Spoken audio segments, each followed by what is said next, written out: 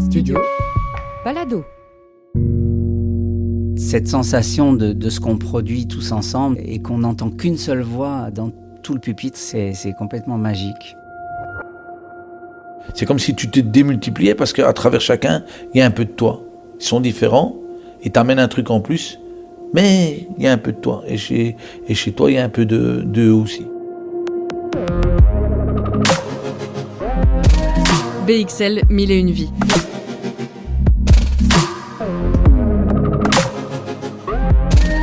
Un podcast de Camille Loiseau et du Studio Balado.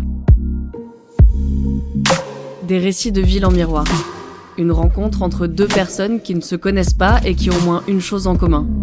Un lieu, à Bruxelles. À vous de deviner lequel. Épisode 4, la bande de Rival et Lydie. Vous vous êtes déjà rendu quelque part en étant sûr d'y croiser des amis ? Un skatepark, des étangs ou la terrasse d'un resto ? Vous avez déjà ri trop fort, chanté trop faux et marché trop longtemps ? Parce qu'on sait jamais très bien où on va quand on est plein, et au final c'est pas ça l'important. Ça vous est déjà arrivé de ralentir la cadence, de laisser votre groupe à l'avant, le temps de prendre une photo mentale pour être sûr de jamais oublier ce moment pourtant si banal. Si vous lisez entre les lignes, c'est de moi que je suis en train de vous parler, en espérant que dans ce reflet, vous retrouverez aussi des petits bouts de vous, qui sait. Maintenant fermez les yeux, et pensez à vos lieux refuges, vos lieux maisons, ceux qui abritent les membres de votre famille, de cœur ou de sang. Peut-être que celui-ci en fait partie.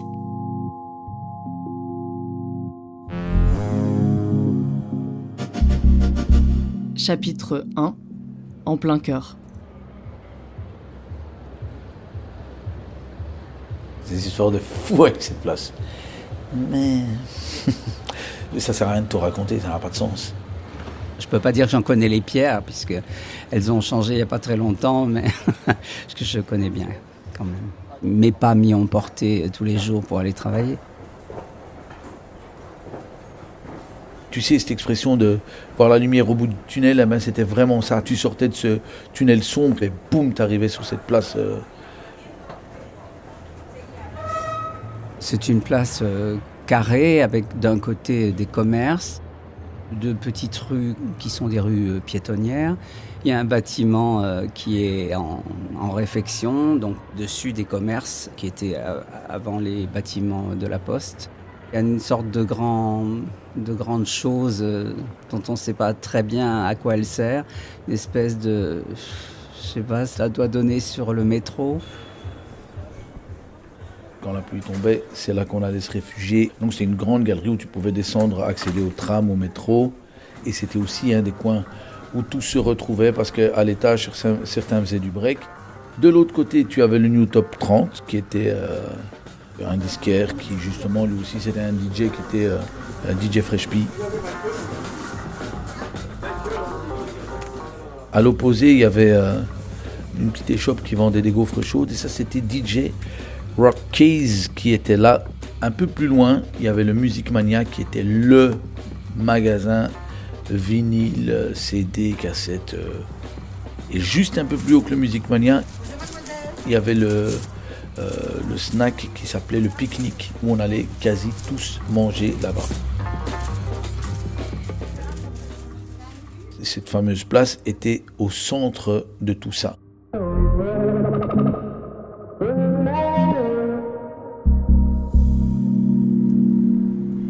Chapitre 2, les personnages. Quand on a commencé le hip-hop, il n'y avait pas de GSM. Quand on allait au centre-ville pour rejoindre les potes, ou quand on allait tout bêtement tout seul en se disant peut-être je vais en croiser un, on avait un parcours. Rival du collectif CNN 199, production souterrain, syndicat prohibé. Comme je venais de Scarbeck, je descendais le passage 44, toute la descente. En général, on essayait de capter des mecs en casquette, en béret ou avec un look similaire au nôtre. Tu sais, il y avait aussi les chaînes avec le symbole africain et le logo Zoulou.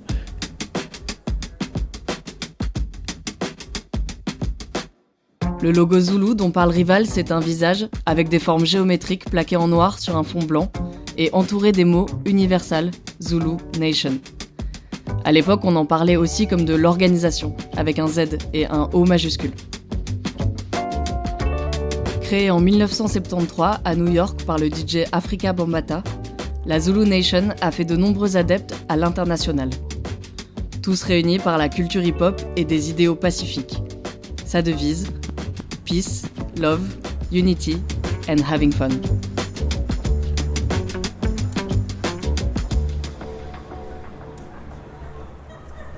Il y avait une façon de marcher, il y avait un look, et on se repérait un peu comme ça. C'était drôle parce que chacun venait exhiber son nouvel achat, genre une nouvelle veste ou un nouveau truc, et tu le voyais dans l'attitude. Tu vois un peu l'attitude de coq ou de coquelet, tu sais, chacun avec sa petite crête. Et donc on était tous là et chacun retrouvait son crew. Pour certains un artiste, pour d'autres MC, sur Mike, mec, nos vies de club. Loin de la foire, au pays de mille bleds, on suit le rêve. Loin aussi de ceux qui surfent sur vague ou sur web. Nos veines prolongées par des câbles, en quelques clames on se connecte à l'âme entier. Entre ceux qui se lamentaient, ceux qui se tèchent dans l'oued, lamentés. Voilà où l'aide Rorba, destin déchiré par des frontières. Regarde, dans le fond fier. T'as une bande de potes, mais quand tu te mets en crew, ça veut dire qu'à un moment tu décides de te mettre ensemble sous une bannière, la bannière qui t'unit toi et tes gars. Et ça, c'est un crew. Pour ceux qui étaient des initiés, tu arrivais à avoir des petites masses de gens, donc c'était tous des petits groupuscules et tu pouvais dire « Oh, tel gars de tel crew, oh, ça c'est tel breaker, tel rappeur ». Et on se connaissait tous, on s'est raconté ça, de se dire « Putain, mais moi aussi, quand j'arrivais, quand je voyais vos gars, j'étais là, je me disais « Putain, ça c'est les mecs de CNN ». Et nous, quand on voyait les mecs des rabais, on se disait « Putain, ça c'est les gars des rabais », et tu vois. Pour bien s'imaginer la scène, il faut faire un petit saut dans le passé. Direction les années 90, décennie d'or du hip-hop en Belgique. Les crews CNN, Criminels non négligeables et RAB, pour rien à branler, occupent le devant de la scène aux côtés de Deputa Madre, Starflame et beaucoup d'autres. On était des héros les uns pour les autres. Et cette place était vraiment le QG central de tous ces mutants.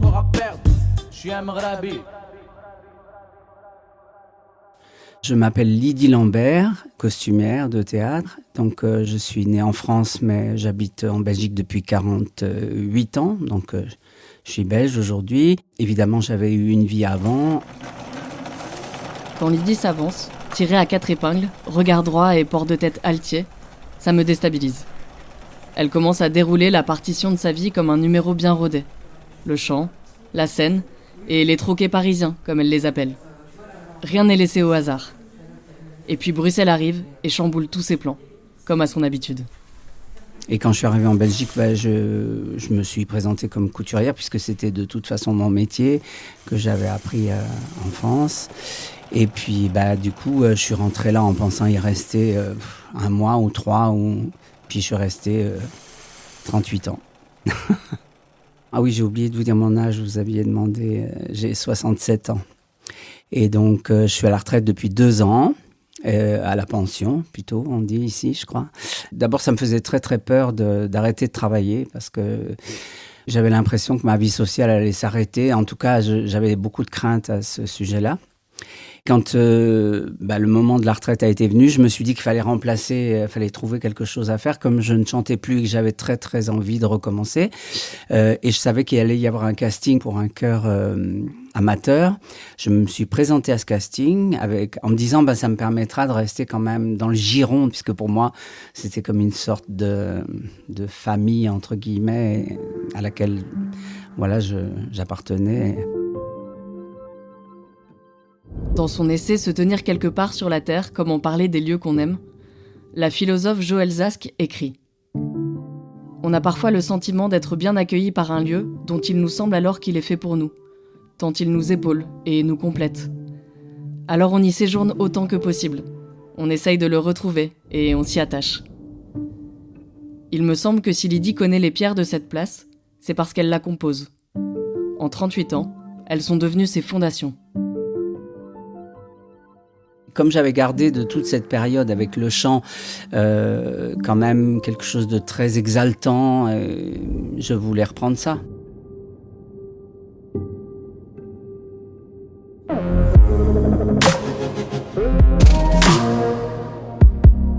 Chapitre 3. À l'unisson.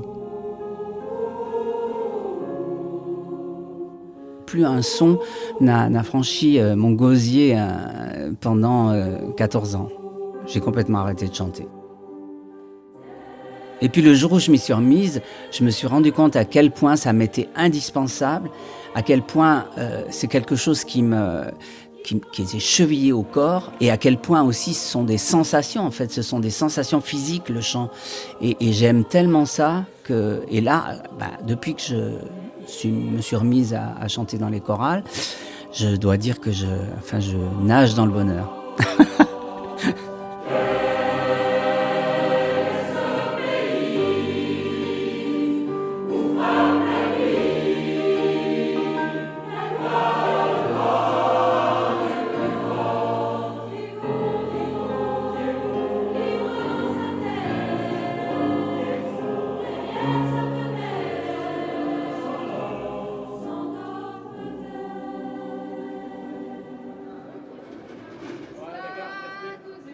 Quand nous on était ensemble, on courait dans tous les sens et on n'arrêtait pas de rigoler, vraiment comme des gamins. Ça n'arrêtait pas de ricaner, tu vois. On était tout le temps en meute, on faisait des trucs en meute. Si on allait taguer, c'était en meute. Tu vois, par exemple, dans la galerie, il y avait une porte métallique. Quand tu ouvrais cette porte, il n'y avait rien à part un ascenseur. Une fois après avoir tagué, tu sais, ça sentait toujours les croissants, les trucs. On suivait l'odeur, puis on a appuyé, hop, ça s'ouvre. Il n'y avait qu'un étage. Donc on descend, on entendait des voix, des trucs, des bruits, on se dit, putain, ça s'ouvre. Et on est face à quoi? Tous des plateaux, avec des cookies, des croissants. Puis on voit un gars qui passe, on se met tous contre les parois, hop, il passe, il ne nous voit pas. Et on chope un plateau, on le prend, hop, on appuie, on monte. Et je te jure que c'est vrai, on tenait le plateau et je fais, les gars, personne ne bouge, on va partager. Oh putain, j'ai même pas le temps de terminer ma phrase. T'as toutes des mains qui foncent. C'était pas la fin, c'était le délire, l'envie de péter de rire et l'envie de... Tu sais, tu pars taguer toute la nuit parce que tu as envie d'être... Tu es contre l'autorité et contre... Tu as essayé de mettre un système avec des règles. Nous allons manger tout à l'heure quand on a... Ah, les mains, elles étaient comme ça. Le plateau n'a même pas eu le temps d'atterrir par terre, que tout le monde avait chopé les cookies. Aucune cookie est tombée. En tout cas, ça c'était un de nos meilleurs souvenirs, quoi. Est-ce qu'on a pu rigoler? Et c'est génial quand t'es à plein. Et à un moment, ça devient plein de comme toi. C'est comme si tu te démultipliais parce qu'à travers chacun, il y a un peu de toi. Ils sont différents et t'amènent un truc en plus, mais il y a un peu de toi. Et chez toi, il y a un peu d'eux aussi.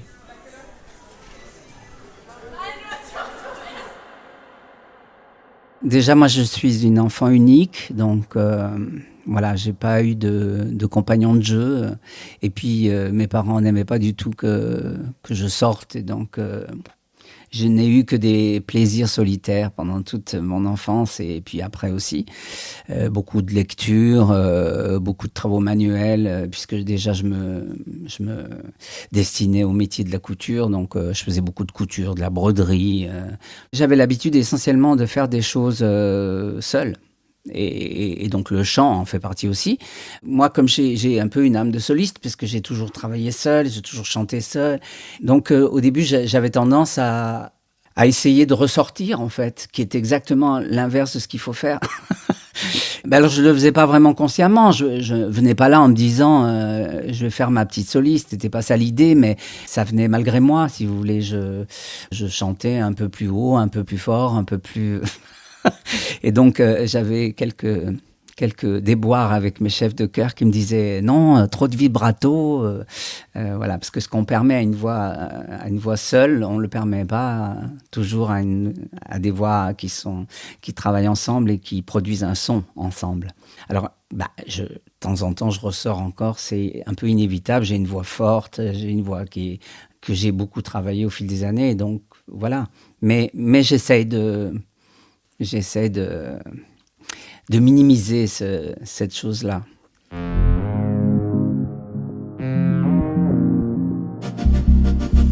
Chapitre 4. Comme chez soi. Alors, le tout, c'est un peu de se laisser aller. Et moi, je suis pas très forte en lâcher prise, donc j'ai un peu de mal avec ça. Et voilà, moi, je suis extrêmement perfectionniste et donc très, très chiante. Et très exigeante envers moi-même et aussi envers les autres, du coup. Et donc, parfois, je suis déçue du résultat parce que c'est pas comme je voudrais. Est-ce que vous aimez votre voix ? Alors, j'aime ce que j'entends de l'intérieur. Pas toujours, d'ailleurs. Parfois, mais parfois, je voudrais que ça soit plus rond, plus éclatant, plus persuasif, plus... Mais voilà, malheureusement, on doit faire avec ce qu'on a. Mais j'en reçois souvent des compliments, donc je me dis que ça doit être... qu'elle doit quand même être intéressante, même si elle a des failles. Parfois, je pense que je me gâche à moi-même le plaisir, un peu en mettant la barre trop haut. Mais ça fait partie de ma personnalité et c'est difficile à éviter. Mais en tout cas, cette sensation de ce qu'on produit tous ensemble et qu'on n'entend qu'une seule voix dans tout le pupitre, c'est complètement magique.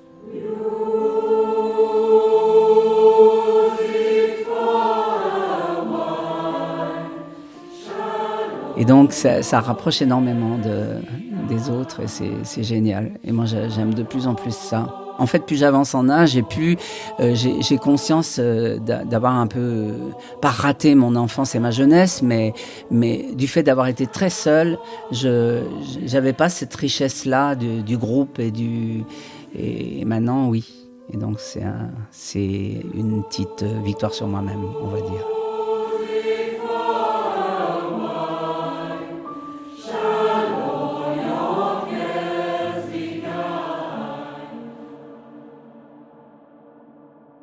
Il faut se dire aussi, tu vois, à l'âge qu'on avait, on était pour la plupart issus de familles un peu nombreuses parfois, où socialement c'était pas facile. Nous, c'était un peu notre chambre à nous, c'était un peu notre cours de récré finalement, tu vois.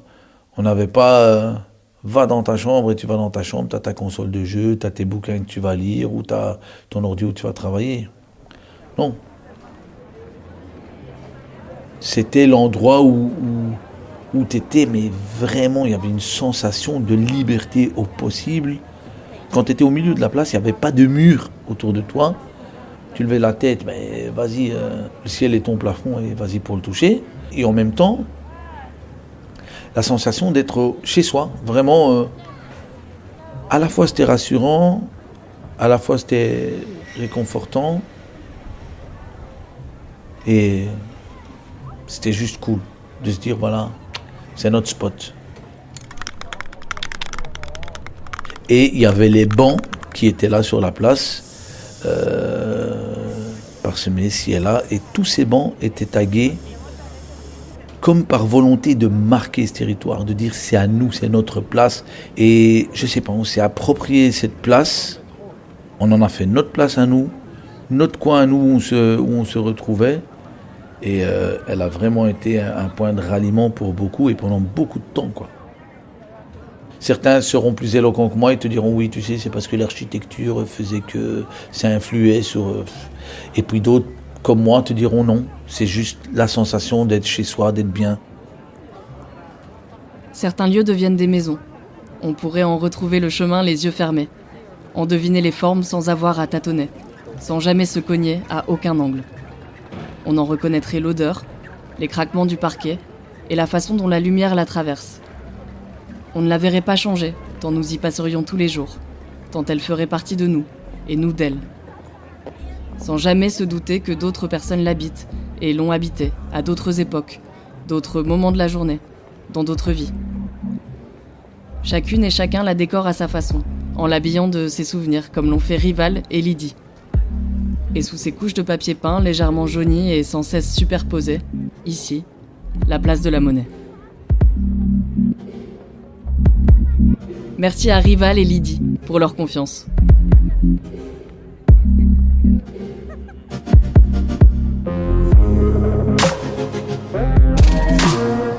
BXL 1001 vies, un podcast de Camille Loiseau, produit par le studio Balado, avec le soutien de la ville de Bruxelles et en partenariat avec BX1.